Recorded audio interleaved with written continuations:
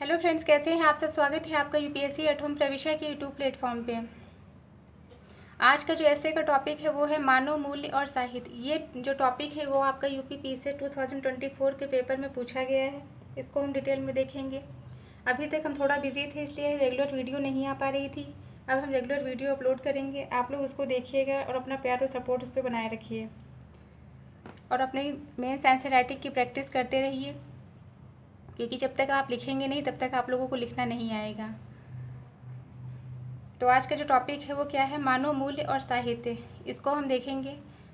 मानव मूल्य और साहित्य का आपस में गहरा और अटूट रिश्ता है। मानव मूल्य वे सिद्धांत हैं जो हमें मानवता, नैतिकता और सामाजिकता की ओर ले जाते हैं, जबकि साहित्य वह दर्पण है जो समाज, संस्कृति, मन की गहराइयों को उजागर करता है।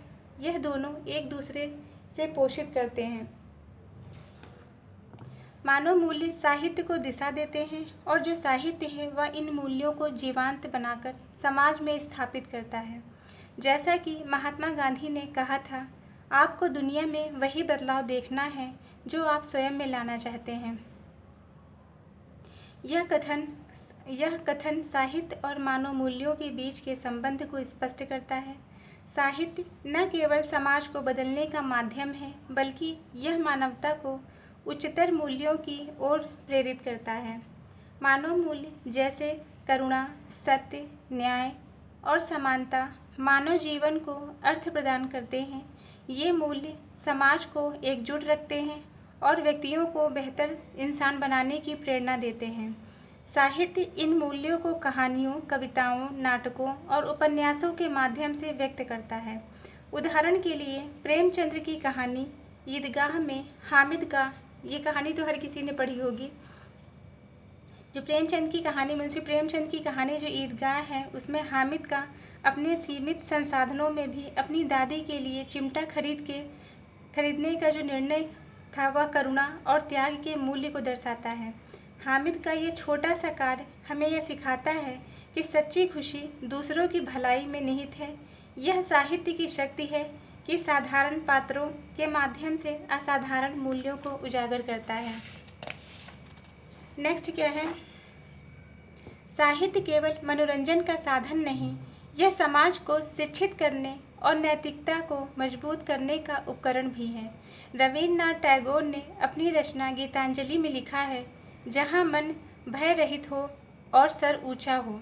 यह पंक्ति स्वतंत्रता, आत्मसम्मान और साहस जैसे मूल्यों को रेखांकित करती है। टैगोर का साहित्य हमें यह सिखाता है कि मानव मूल्य को जीने के लिए साहस और स्वतंत्र विचारों की आवश्यकता होती है। उनकी रचनाएं न केवल भारतीय समाज को प्रेरित करती हैं, बल्कि विश्व स्तर पर मानवता के लिए एक संदेश देती हैं। साहित्य का एक और महत्वपूर्ण कार्य यह है कि समाज में व्याप्त कुरीतियों और अन्याय को उजागर करता है।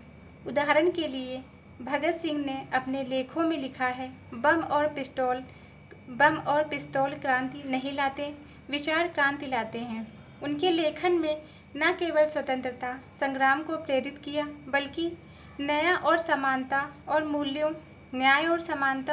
को भी बल दिया।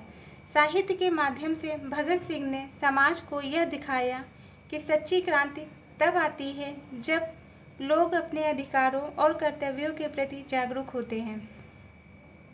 आधुनिक युग में जब समाज तेजी से बदल रहा है और तकनीकी ने जीवन को जटिल बना दिया है, मानव मूल्यों का महत्व और भी बढ़ गया है। साहित्य इस बदलते परिदृश्य में एक मार्गदर्शक के रूप में कार्य करता है। उदाहरण के लिए जेके राउलिंग की हैरी पॉटर श्रृंखला में दोस्ती, साहस और सच्चाई जैसे मूल्यों को बच्चों और युवाओं के लिए रोचक ढंग से प्रस्तुत किया गया है।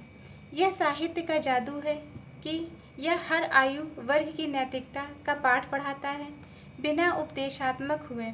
हालांकि यह भी सच है कि साहित्य कभी कभी समाज में नकारात्मक प्रवृत्तियों को भी बढ़ावा दे सकता है।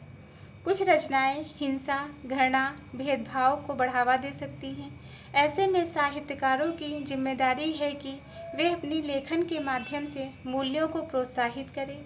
जैसा कि स्वामी विवेकानंद जी ने कहा था, उठो जागो और तब तक मत रुको जब तक लक्ष्य प्राप्त न हो जाए। साहित्यकारों को इस प्रेरणा को अपनाते हुए समाज को सकारात्मक दिशा में ले जाना चाहिए। भारतीय साहित्य में मानव मूल्यों की गहरी जड़ें हैं।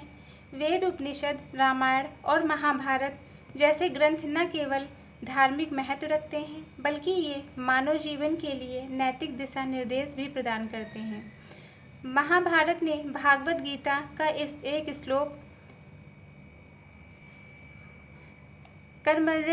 कर्मण्येवाधिकारस्ते मा फलेषु कदाचन, यह हमें निस्वार्थ कर्म और कर्तव्य निष्ठा का महत्व सिखाता है।